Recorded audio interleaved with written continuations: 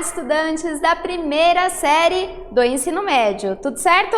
Eu sou a professora Susan dos Anjos e esta é mais uma aula de filosofia. Na aula de hoje vamos falar sobre o filósofo alemão Immanuel Kant, um filósofo complicado, mas essencial na história da filosofia. Vamos entender a reflexão kantiana a respeito dos limites da razão. Vamos lá? Então, começando aqui já com os nossos objetivos. Conhecer as críticas de Kant que apontam os limites da razão humana. Compreender em que se fundamenta o criticismo kantiano e analisar a importância de Kant na construção do pensamento iluminista a partir da chamada Revolução Copernicana em filosofia. Eu trouxe aqui algumas questões que vão encaminhar as nossas discussões na aula de hoje. Você já se perguntou qual é o limite do entendimento humano? Até que ponto podemos conhecer o mundo e as coisas? No embate filosófico entre racionalismo e empirismo, qual te parece ser a fonte mais segura para o conhecimento? Precisamos lembrar que, no contexto do racionalismo, enfatiza-se a razão como fonte de todo conhecimento. Um autor racionalista importante, René Descartes. E, no contexto do empirismo, a ênfase é dada às experiências sensíveis, aos sentidos, tá? Então, para os empiristas é através das experiências sensíveis, aquilo que eu toco, aquilo que eu vejo, aquilo que eu ouço, etc., que eu vou tendo conhecimento. Há alguns teóricos, filósofos empiristas importantes, como, por exemplo, John Locke, a teoria da tábula rasa, nascemos como folhas em branco, David Hume, também autores essenciais para entender o empirismo. E o Immanuel Kant vai tomar esses filósofos todos como base para suas reflexões. O filósofo alemão Immanuel Kant buscou superar a contradição entre racionalistas e empiristas. Isso é algo muito inovador na história da filosofia. Então, Kant é responsável por tentar unir, conciliar as teorias racionalistas e as teorias empiristas. Vamos conhecer um pouquinho mais o Kant? Então, Immanuel Kant viveu entre 1724 e 1804. Immanuel Kant nasceu em Königsberg, na Prússia Oriental, então Império Alemão, em 1724. Kant sofreu influência do racionalismo de Leibniz e também da física de Isaac Newton. Aqui nós temos uma imagem em homenagem a Kant na cidade alemã de Königsberg, foi onde ele viveu aí durante toda a sua vida. Immanuel Kant é um pensador muito importante, compreendido como o principal, um dos principais no período da modernidade, também no iluminismo, vai repercutir aí as ideias iluministas. Ele procurou superar a oposição racionalismo versus empirismo, promovendo a reunião conceitual entre René Descartes e David Hume. Descartes, então, considerado pai do racionalismo, defendendo a ideia de que penso, logo existo. Essa é uma das frases mais famosas, mais emblemáticas do pensamento cartesiano. Descartes era também um grande matemático.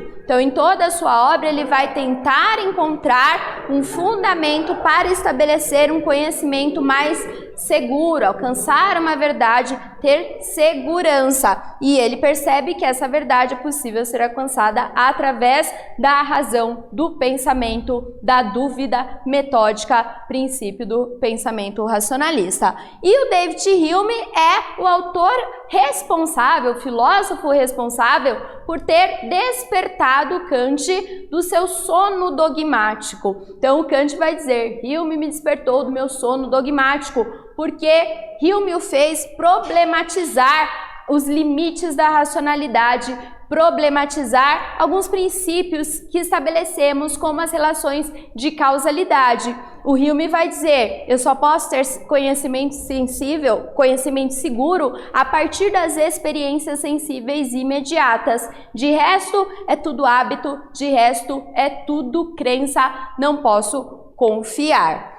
Kant é conhecido por sua crítica aos limites da razão. Suas obras emblemáticas são a Crítica da Razão Pura, a Crítica da Razão Prática e a Crítica da Faculdade do Juízo. Na primeira, o Kant vai pensar basicamente os limites do entendimento humano. Então, é a obra em que ele vai pensar as questões da epistemologia, da teoria do conhecimento. Na Crítica da Razão Prática, essa segunda aqui, o Kant vai pensar as questões envolvendo a ética, a moralidade, o uso racional que o ser humano faz na compreensão das leis, das normas de conduta. E na Crítica da Faculdade do Juízo, nós temos uma reflexão sobre a estética e a forma como nós podemos julgar o mundo esteticamente, então as questões envolvendo a arte, a beleza, etc. O que vai nos interessar aqui na nossa reflexão é a Crítica da Razão Pura, mas todo esse sistema filosófico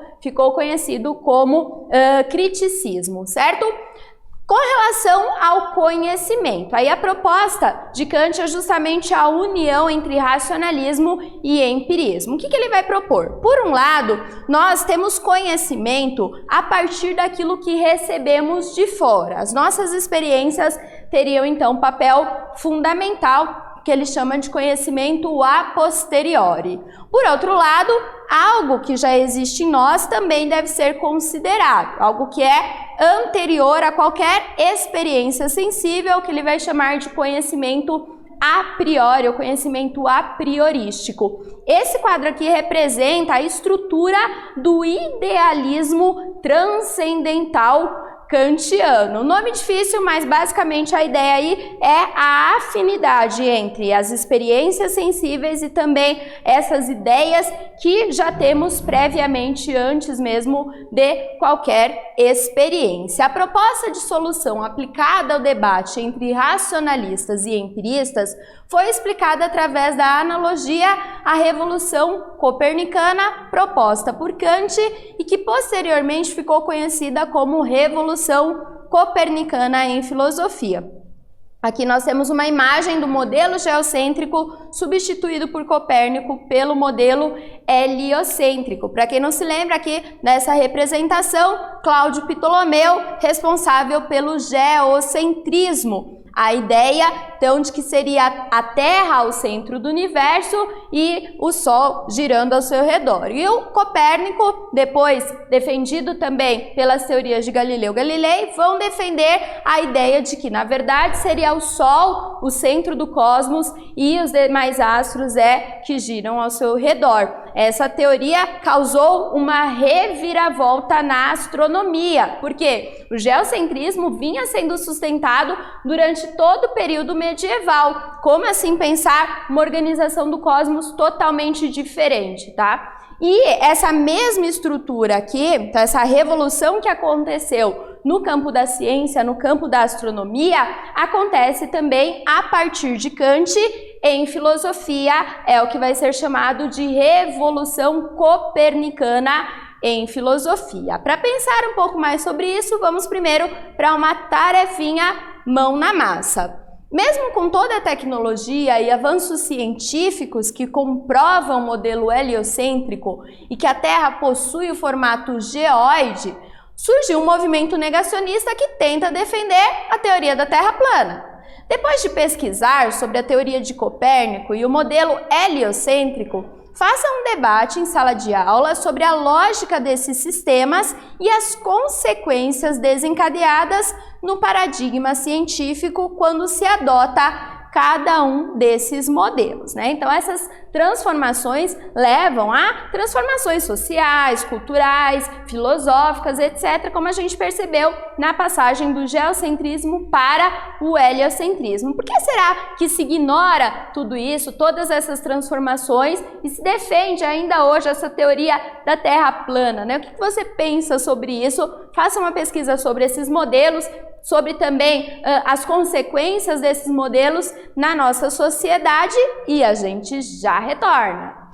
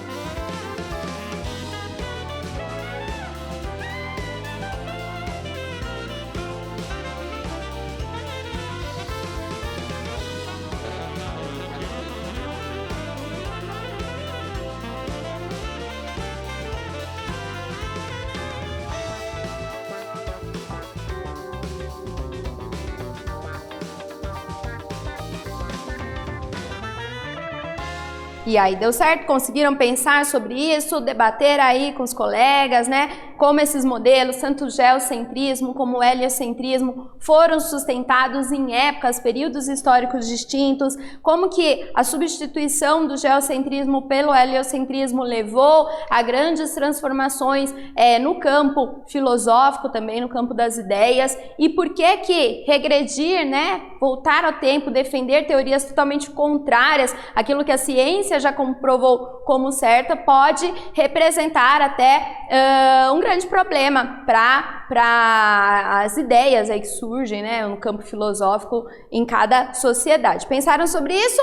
Então eu vou deixar aí uma sugestão para vocês investigarem, se informarem mais sobre este tema. Vamos continuar aqui então entendendo melhor essa chamada revolução copernicana em filosofia. Da mesma forma como Nicolau Copérnico inverteu a posição do cosmos, né, retirando a Terra do centro do universo, colocando o Sol, o Kant também vai tirar o sujeito, né, o sujeito de conhecimento, o ser de conhecimento, da margem do conhecimento em relação ao objeto e colocá-lo no centro, tá? A capacidade de entendimento humano é mais valorizada, passa a ser mais valorizada. Kant deslocou o sujeito da periferia do conhecimento para colocá-lo no centro. Ilustração aqui da Revolução Copernicana de Kant na filosofia. Antes de Kant, então, o sujeito à margem do conhecimento.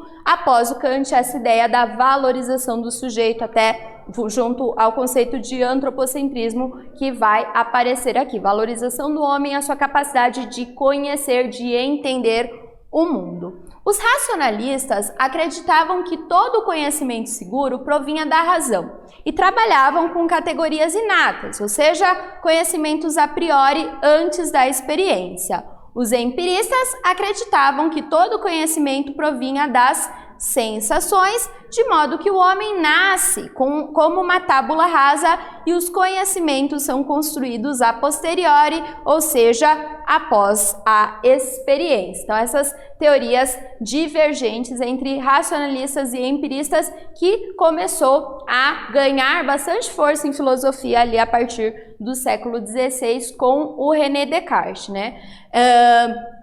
Kant, em sua crítica, colocou a própria razão e as possibilidades reais de conhecimento em questão. Em vez de questionar como eu conheço os objetos, perguntou se o próprio conhecimento é possível e concluiu que não temos condições de conhecer a realidade pura, coisa em si, como ela realmente é. Naquela imagem a gente tem uma representação disso. De acordo com Kant, nós conhecemos apenas fenômenos. Então, essas representações no mundo, enquanto a coisa mesma, a coisa em si, a coisa fora de mim, o número, não pode ser de fato conhecido. O que conhecemos são essas representações, fenômenos gerados em nós a partir tanto da experiência do mundo como da reflexão, os processos mentais, então, como importantes nesse processo do conhecimento. Segundo Kant, o que conhecemos não é a realidade, mas sim os fenômenos, isto é, as coisas como elas aparecem para a nossa mente.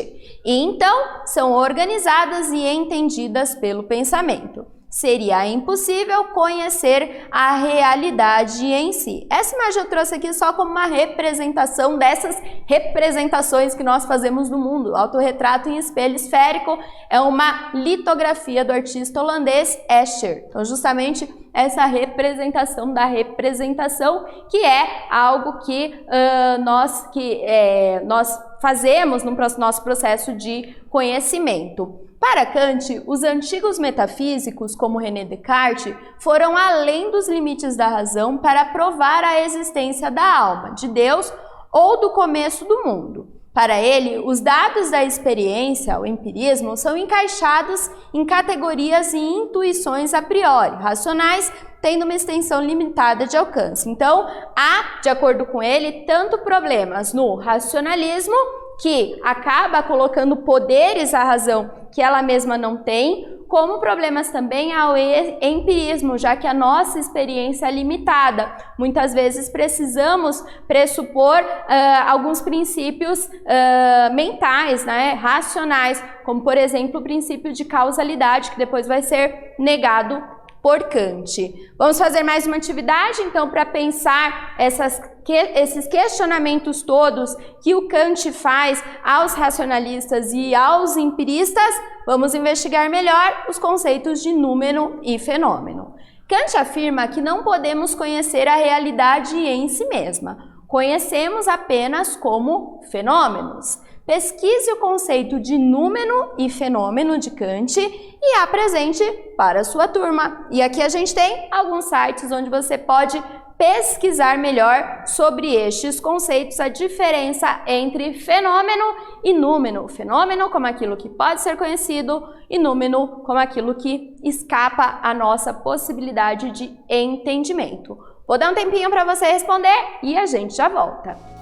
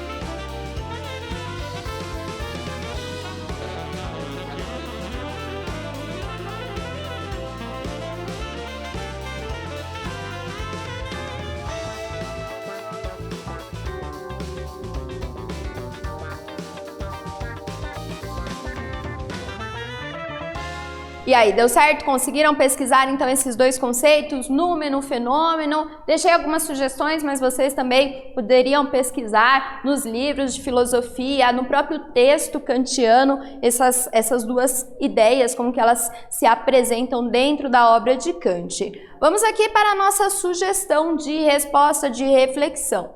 Na teoria kantiana, númeno é a coisa em si, aquilo que nos escapa, que não pode ser conhecido, mas tão somente pensado. Tem relação, então, com a nossa capacidade racional pura. Por isso, o nome do livro, Crítica da Razão Pura.